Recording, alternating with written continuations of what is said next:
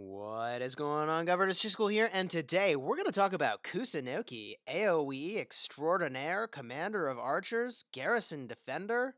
Yes, please. If you like commander guides, you should totally like and subscribe. We've got more of these coming, and we are sponsored by the creators of Rise of Civilizations. So, with that said, when we do a commander review, we like to go over four different things. First, the skills, then the talents, where you can find the sculptures and how to unlock, and lastly, the pairings. Who do you put Kusunoki with to get the best bang for your buck? So, with that said, let's get rolling and take a look at these skills. Now, this first skill, I always sort of forget the first part of it, which is that it removes all negative and control effects. You have attack down, march down, slow, like all that kind of stuff. Boom, clears it. It does an area of effect attack hitting a maximum of 3 targets with a damage factor of 300, and then an additional damage factor of 250 for 2 seconds, doing that damage once per second.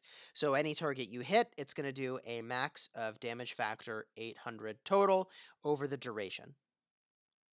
The next skill increases the garrison counterattack damage by a max of 7%. Next up is Bravery and Wisdom, increasing archer attack by 10% and defense by 10% at max. And lastly, Tragedy's End, which is an awesome name. Your normal attacks have a 10% chance to deal additional damage factor, max of 450, each second to the target for 2 seconds. So Kusunoki is doing a lot of damage over time effects. The expertise skill increases the amount of attack and defense that your archers have. It is amplifying bravery and wisdom. That expertise skill is, of course, obtained by maxing out all of Kusunoki's skills, and I am very close. You can see here I am using Kusunoki, and this is largely in part because he was my starting commander. It takes about 440 epic sculptures to max out a epic commander, and we're on the doorstep. So, with that said, just looking at the skills alone, it's very clear that Kusunoki is leaning you towards using archers and doing damage with your skills. So when we take a look at the talents, it's no surprise that these, of course, reflect that, and each of these trees has very different purposes. We're going to go through each one in turn and why you would use it.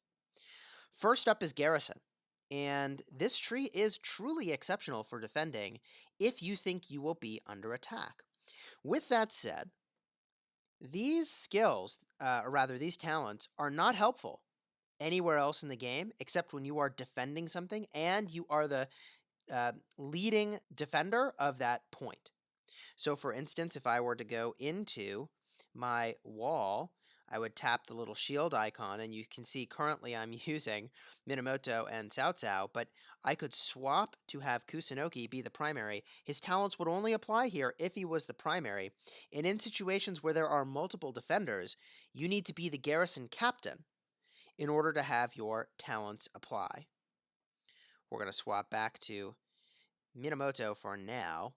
So these talents are truly exceptional, and this is in part because typically in game design, when you have a skill that has limited applicability, you make it even stronger so that it makes up for the fact that it's not as good everywhere else in the game. So if the only thing you're doing with Kusunoki is defending, this tree is good.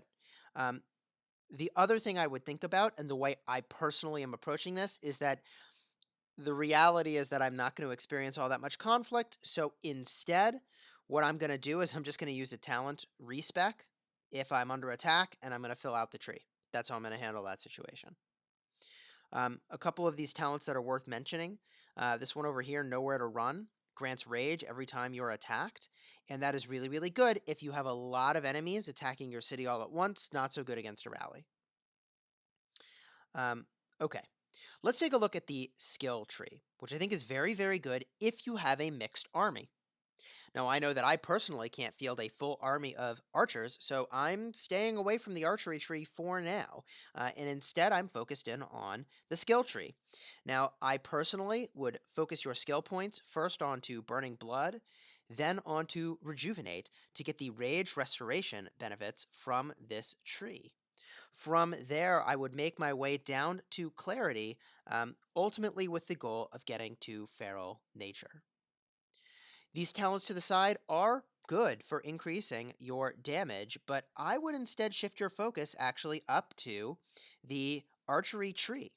And within the archery tree, there are several things that you can grab that have no dependency whatsoever on bringing archers to the battlefield, and that includes rapid fire, which increases your normal attack damage of all troops, and arrows knocked, which increases the damage of your army by a maximum of 9% when you fall below 50% strength.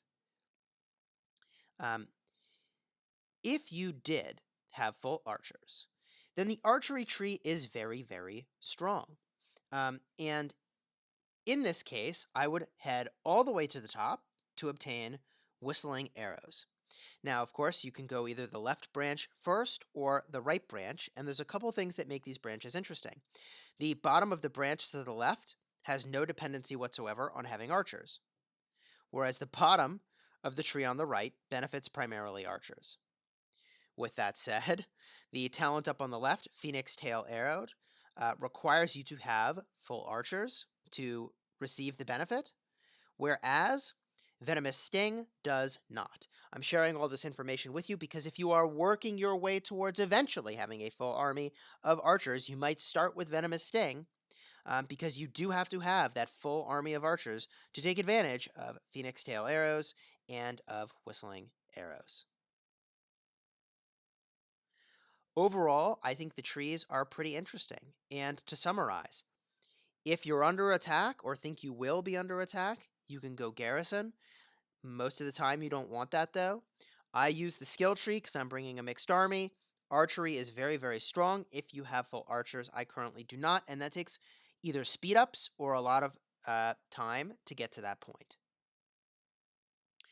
So, with that said, how do you unlock and find sculptures for Kusunoki? The good news is it's in all the usual places. You'll have to unlock him from the tavern or obtain his sculptures from the expedition to unlock him. And then from there, you can use your universal sculptures to skill him up. I personally have stopped using my universal sculptures on Kusunoki. Um, this is because I'm focused on other commanders at this time. Even though I'm really close to getting that expertise skill, he's not one of my primary commanders nor a top priority. With that said, Kusunoki is great in a number of situations, and the situation I want to call your attention to is a video that I released, well, just yesterday, talking about how you can use his area of effect attack to hit multiple packs of barbarians and to only have to pay the action points for hitting one of them. Card up in the top over here for how you would go and take advantage of that. Now, there are a number of commanders that pair incredibly well with Kusunoki, and this is in part because he's bringing a lot of raw damage. But if the thing you're looking for is sort of the maximum synergy, at the legendary tier, you have Yi Sung Ye, who is an archer commander, and you also have El Cid, who has skills that influence archers. I would say if that you're going to use either of these commanders, you very likely would want Kusunoki to be the primary, and you would want either of these legendaries to be the secondary, and that would save you from having to spend extra experience points leveling those guys up because legendaries take more experience to level than epics. At the epic tier, in a more likely pairing as an archer commander, you have Herman. And Herman is increasing the archer attack bonus as well as their march speed. He's a good all around commander and very disruptive on the battlefield. And of course, last, and how I personally got started when I was using Kusunoki, is to pair with Tomoe Gozen. And she also influences archers, increasing their attack and march speed. Some of her other skills also play along nicely, and there's some amount of debate, I don't know what it looks like after Skills 2.0, around whether or not she should be the primary or the secondary, and that is largely because this skill here increases the attack of all units by 30%, which I believe also includes the nuke or skill damage from Kusunoki. And if that is the case, then it is possible she should be the primary. Of course, It is worth mentioning that she actually doesn't have a skill tree, she has an attack tree instead of that. Um, Beyond archer commanders, there are other really great pairings that you can do. You can also sort of go in on the fact that Kusunoki does AoE. Maybe you pair with another commander who does a lot of AoE and have an AoE unit, and that commander is Sun Tzu.